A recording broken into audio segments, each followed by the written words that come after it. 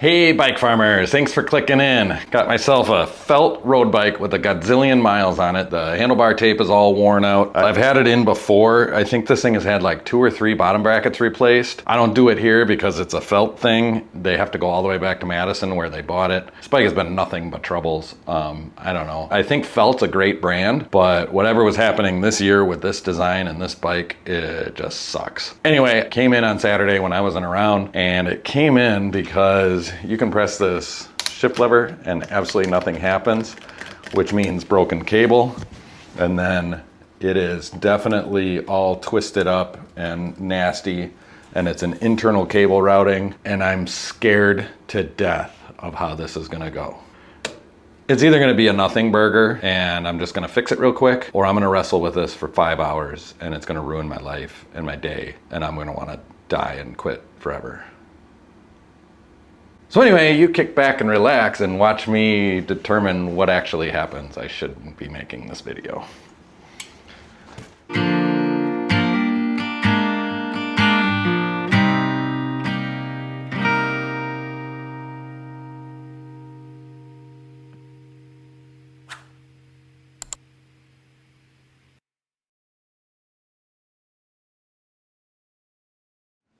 Now, to be totally honest with you, I don't even know where to begin with this bike. I think it's going to be easiest. I think I'm going to have to be flipping this frame upside down and all kinds of weird stuff.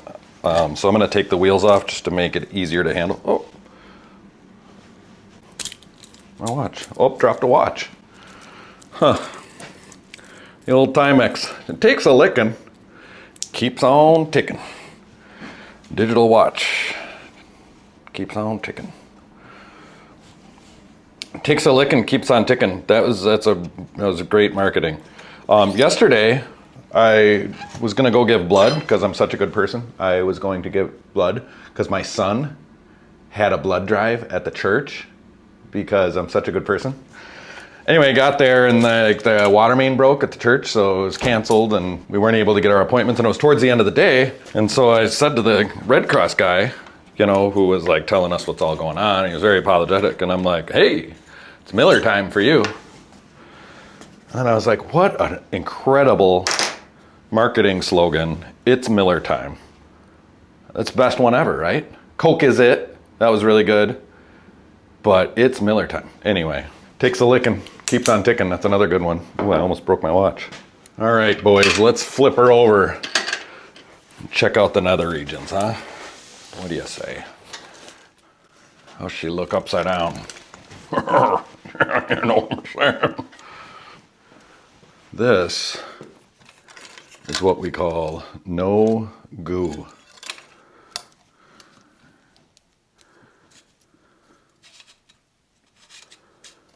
Okay, it looks like there's some sort of sleeve that is pulled through, and I'm not going to have another one of these sleeves at all. We're going to foolishly cut this cable with the wrong tool, and we'll at least pull that off for now.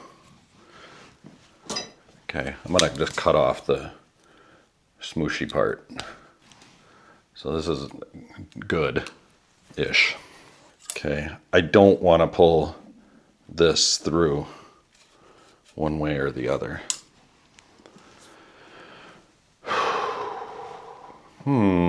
Okay. This is my first time doing internal cable routing on the channel. So these are all things, the disc brakes, the tubeless setups, internal cable, these are all things I haven't been doing on the channel because it never goes smoothly and I don't know the outcome, and the potential for bad content or making myself look like a fool or whatever is very high. You know, this stuff goes south really fast. There's a lot of struggle. So this is another thing, like, just stop, people, stop. You know, and when you take your bike in for service, why do you leave the cable on? Now I got to work around this. You know what I mean?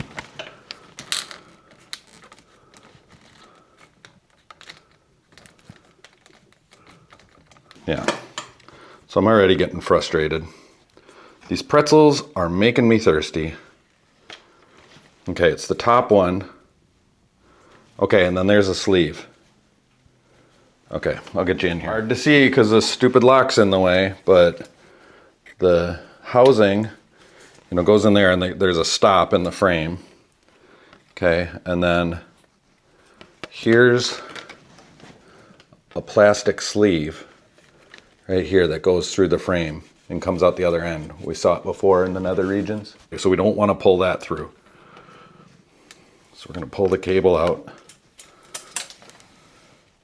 without pulling the sleeve through. I don't know if this is that big of a deal or not, but I don't want to lose that. So this stays there. And look at that cable. Yuck. So the cable also comes right out through this thing. Oh, there it is. Is that the cable? No. So where's the head of the cable? Okay, so there's a little, right there is where the cable comes in. So I gotta figure out where the cable comes in from the other side. Gotta find the head of the cable. We don't know where it is. Check out this terrible design. It goes in here, right? We've got a cable head stuck in that shifter somewhere. I'm gonna try to help this shift. There's the cable, I found it. Okay, we gotta fish it out. You can see it's all frayed and shitty. This can turn into new shifter time pretty quickly, because those frays can break off in there, and there's so many fine moving parts that if it gets stuck in the wrong thing. Okay, so we're pulling.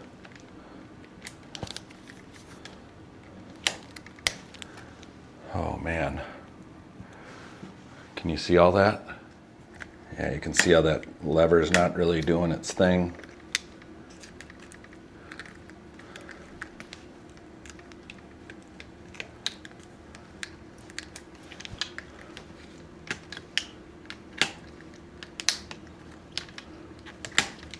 Somehow I've got to get all this out, and then I got to figure out how to cut it or something.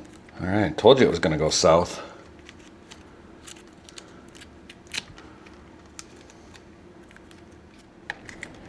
I mean, I'm not exactly sure what to do here.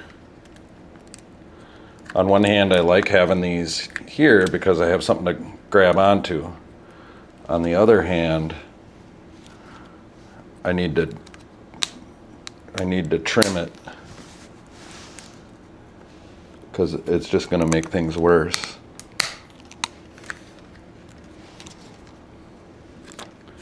Need to cut as much of it as I can. I have won this battle once in my life. I've given up way more than I've won.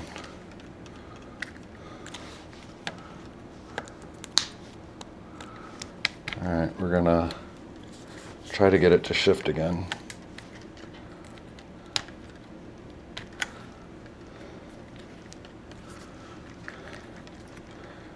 Of course, they make it as hard as possible to do any of this. Stupid engineers.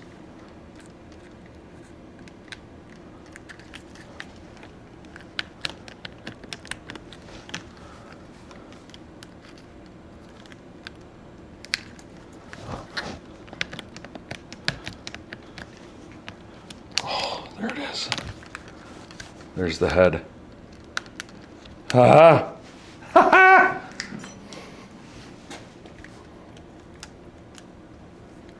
Holy shit. How'd I get that out of there? Man, I'm glad I got footage. What I am is brave.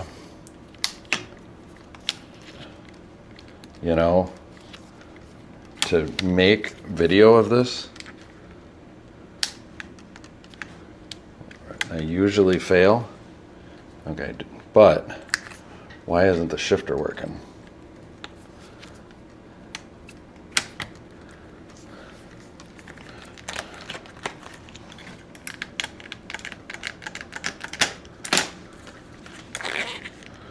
So sometimes the rubber hood will prevent the shifter from operating as it needs to. I'm going to take a little Finish Line One Step cleaner and lubricant. Flood the zone. Okay, and then do my very best to get cable through to the other side. All right. So the head wants to go up above, but you need it to be down below. So I hold it down and then I use my poker tool to make sure, and then it's seated in there properly. Okay.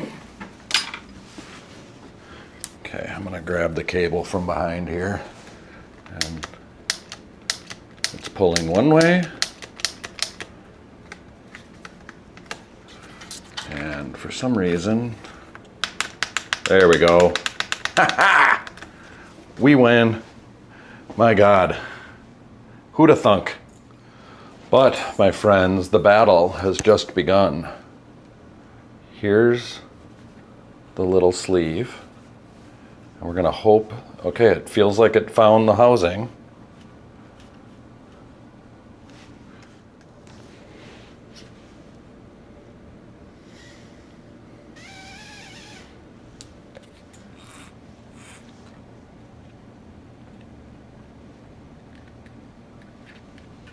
A little bit of lubrication.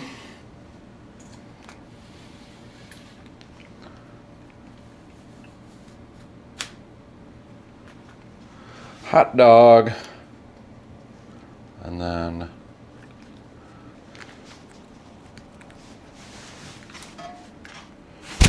get that plastic piece back on there. Oh man, we were never in there. Okay, then without pulling the sleeve through, oh, it hit something. We're bottoming out. Okay, I think it just came out the bottom end. I'm gonna put some lubrication on the cable here. And we'll gently break on through to the other side.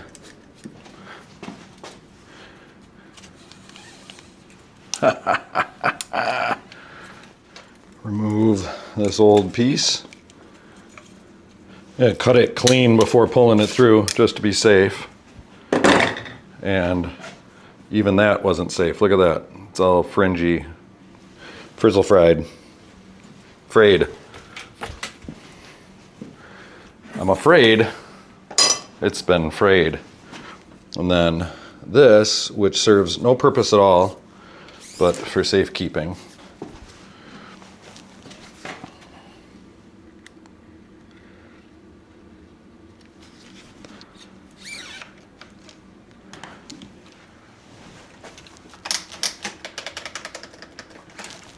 Make sure it's relaxed all the way. Speaking of relaxed, I'm surprisingly relaxed in this video. Pull her taut. Get her gootin' tight down there, hey. So one thing I like to do is I grab the derailleur and then I pull on that cable, and that kind of stretches things and seats all the housing and gets everything kind of, I don't know, set in place. Here we go.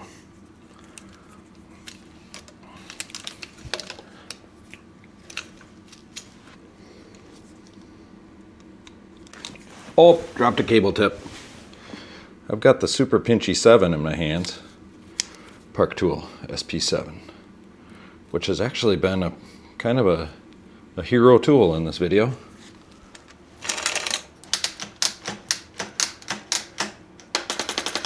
Hot dog. Well, I'm gonna say that it was right in between nothing burger and catastrophic failure.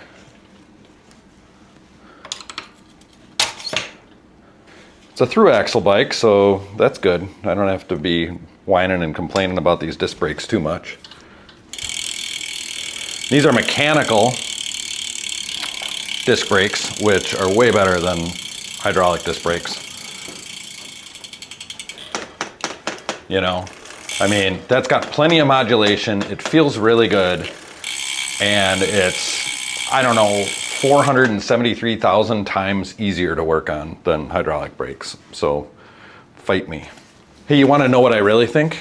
I really think that people think hydraulic brakes are better because the word hydraulic sounds fancy, and they are on motorcycles and cars. So, and it's a very car-centric culture, and it's also a consumerist culture. So you're marketed to and told that they're better, and then you buy them on your bike, and then all it is confirmation bias. And you're so invested in your own reckless consumerism run riot that you have to start defending yourself at all costs, because your identity and self-worth is tied up in the types of brakes you have on your bike. And when somebody like me comes along claiming to be an expert and says your insert whatever here sucks, you take it personally. And you're like, nope, hydraulic disc brakes changed my life.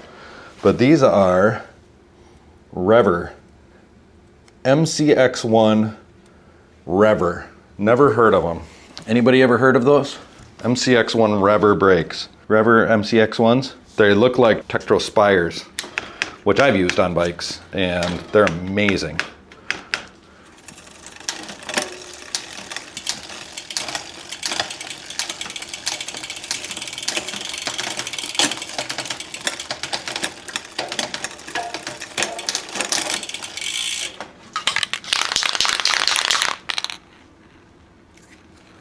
I don't know.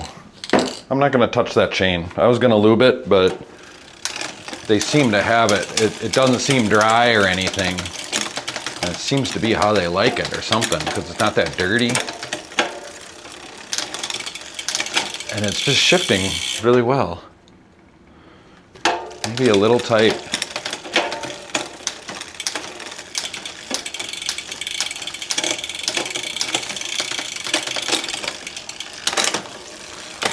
Well, fixed. I fixed it. You know, I saw it sitting there and saw that it was a broken derailleur cable internally. I knew it was broken in the shifter, and an internally cabled routing back to the derailleur, and saw everything kind of bitched up down here in the nether regions. And I was like, this is not gonna go well. I really shouldn't have the camera running. I'm gonna get frustrated. I'm gonna hate it. And that went pretty well, you know? So did I learn my lesson? Yeah, no, but here we are. And you watched till the end, which means that you probably liked it. I mean, I think it was good content. And if you do too, then click the like button and subscribe to the channel. If you really liked it and you got a little extra money, you can give it to me. And you do that by clicking the super thanks button. You can send me over 10 bucks.